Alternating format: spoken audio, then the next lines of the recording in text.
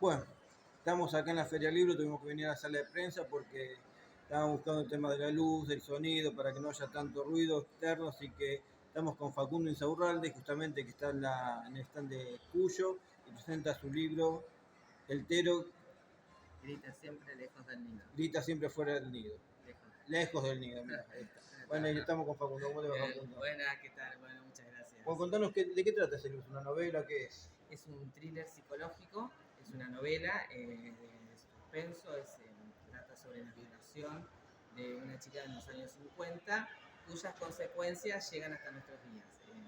Y por supuesto, como toda novela de suspenso, el violador no se conoce hasta el final de la novela. ¿Pero es una hecho basado en un hecho verídico o eso? No, el género es realista, o sea que es una historia que tranquilamente podría ser real, pero no, es ficción. Yo soy psicólogo, basada sí en cosas que me han contado pacientes, basada por ahí en cuestiones reales, pero la historia es ficción.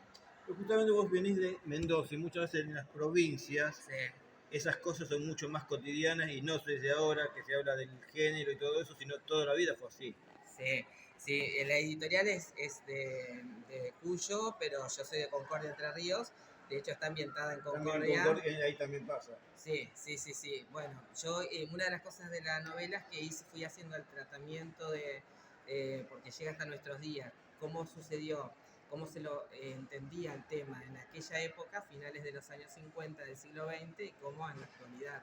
En esa época era totalmente tabú, no habían herramientas, a ella no le queda otra más que callar y escribir un diario, y en nuestra época es algo totalmente diferente. Y eso, bueno, lo vuelco a la novela.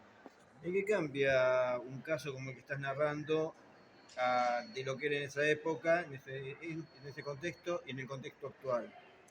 Bueno, que en esa época de eso no se hablaba jamás, de lo que eran abusos, violaciones, menos abuso incestuoso, no se hablaba nunca, no habían herramientas ni sociales, ni legales, ni nada para hacer nada con eso. Eh, y en la actualidad nos hemos, creo que por ahí pasado un poco para el otro lado. Eh, Pongo esto en una especie de crítica, digamos, está bueno los avances, pero se pasa un poquito para el otro lado. Hay casos de abusos que solamente con la denuncia de la supuesta víctima se llega a una condena, sin pruebas, cosa que tampoco está bueno. Esto de moverse en las polaridades, ¿no? Y bueno, esto yo lo intento reflejar en la novela. Me estaba acordando de ahora una película llamada Pescador de Ilusiones, ¿cómo se llama? Norton, ¿cómo es el nombre? El actor, lo tengo en la punta del aire y no me sale. Que el tipo había sufrido una violación de chiquito, Sí, viene el hermano, mata a los asesinos, se esconde todo y él queda las cosas como que nada, se sientan en la mesa a comer como que nada y a la larga al tipo le repercutió. ¿Qué pasa en esas situaciones? Porque muchas veces, como vos dijiste, se esconden esas situaciones. ¿Y qué le pasa al individuo? Explicar un poco más técnico, como para que lo entienda la gente. o sea, saliendo de lo que pasa en mi novela, yendo, me decís, Exactamente. a lo general, Llevándolo porque la novela habla de eso, por eso. Hizo o psicólogo. hablando desde la psicología de lo que... Bueno, no, bueno, se genera lo que se dice un trauma en dos partes, un momento cuando se vive y otro momento cuando la persona, sobre todo cuando esto es de niño o adolescente, ¿no? Cuando se vive ahí y después cuando la persona lo recuerda justamente de adulto y hace la lectura de lo malo que fue eso, sobre todo cuando venía de alguien que tenía que ser alguien que tenía que querer a la persona, un padre, por ejemplo, un abuelo. En este caso la novela no es. No. No le puedo spoilear quién es. Es alguien del círculo íntimo de ella, pero su círculo íntimo era una chica rica. Estaba el profesor de piano, había un capellán, estaba un tío materno, habían varios hombres. Pero, Ella es violada en una estancia en la noche de su cumpleaños de 15 años por uno de todos estos hombres que pernoctaron ¿y ahí. qué No pasó? se sabe Lo al final de la bloqueó novela. ella. Lo bloqueó. No, no, no, ella escribe un diario, pero nunca lo puede mencionar porque era un hombre que ella quería mucho, que es uno de los daños que genera en el psiquismo, que es alguien a quien también se quiere, genera mucha ambivalencia. Y la persona lucha contra sí, ella lucha con la culpa, cree que es ella la culpable, odia su cuerpo, se va deprimiendo de a poco, pero lo calla y escribe no, ella lo recuerda y escribe un diario. Ese diario íntimo se encuentra recién en el año 2019, por eso la novela llega hasta nuestros tiempos, donde ahí se sabe quién era, ¿no?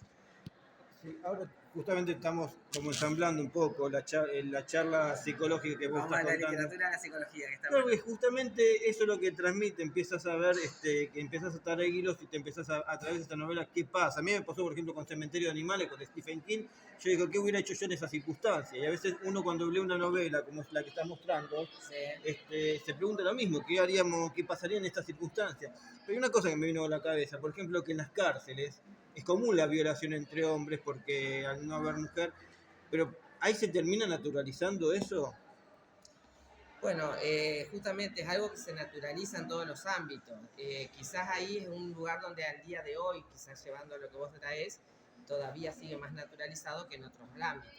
O sea, en la violación por fuera, o sobre todo cuando la víctima es una mujer, hoy por hoy sí está más denunciado todo esto, pero la violación en las cárceles no solo que está naturalizada, sino que está pedida por la gente.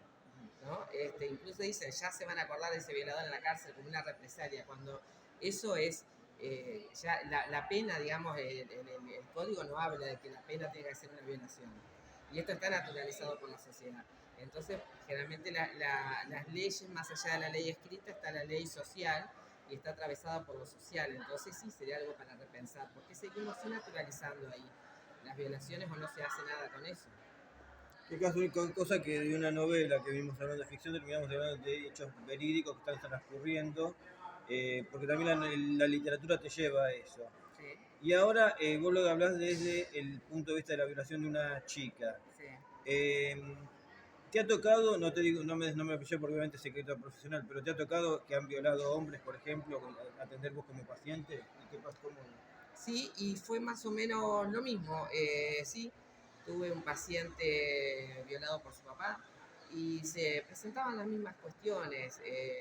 La duda, la víctima duda del mismo, la ambivalencia, el cariño mezclado con lo que le hizo, la minimización de lo que le hizo y después todo como eso repercute no siempre en la vida sexual, muchas veces sí, pero no necesariamente en la vida sexual de la persona, de la víctima, sino en cómo funciona su psiquismo, en cómo lucha contra sí mismo. Con todos los métodos psicológicos que tenemos de autoinjuramiento, como la culpa, la vergüenza, los mandatos, en eso sí se observa y es muy difícil poder ponerlo en palabras, o sea, poder sentarse a decir esto no estuvo bien, no fue sano. Podrá ser mi padre que también tiene un montón de cosas maravillosas y que lo amo, pero esto no fue sano, ¿no? Y salirse de ese lugar de objeto en el que lo pone el victimario, eso es muy, muy difícil, es muy complejo terapéuticamente. Bueno, ya tienen un motivo para verla, no leer la novela, que yo, imagínense que empezamos viendo como una novela, un libro que sinceramente yo desconocía porque no lo leía, no sabía de qué se trataba. Sí, Empezamos a hablar del tema y ya te genera el interés en tratar de sí. descubrir lo que es el libro. Y Vamos sí, a mostrar la tapa. si querés te explico un poquito por qué el título. ¿Por qué Capaz esto hay lo algunos acá en Buenos Aires que no lo conocen. El Tero Sí. es un ave muy astuta, bueno, lo menciona el Martín Fierro, que no haya leído lo sabe, y Lugones también, que pone los huevos en un lado y grita lejos del nido Claro. para despistar a los depredadores de donde están sus crías. Bueno, esto tiene que ver con algo puntual que pasa en la novela, un hecho, pero además con el mensaje de toda la novela que significa las apariencias engañan. Nunca sabemos qué está pasando en la vida de una persona, por ejemplo. Y acá en todos los personajes de la novela hay una mirada social y otra cosa que les pasa a ellos. Empezando por ella, Inés von Herling, la principal, que la tachaban de nena rica caprichosa porque estaba deprimida y nadie sabía lo que estaba viviendo. Es otro de los prejuicios que pareciera que como que los ricos están todo bien y que los sufren son los Exacto, pobres. las apariencias engañan, sí. Bueno, chicos, ya saben, pasen por el stand de Cuyo, tienen un buen motivo para leer un buen libro. Realmente, yo que empecé viendo con una novela que no sabía de qué se trataba, porque pues vos hacer una...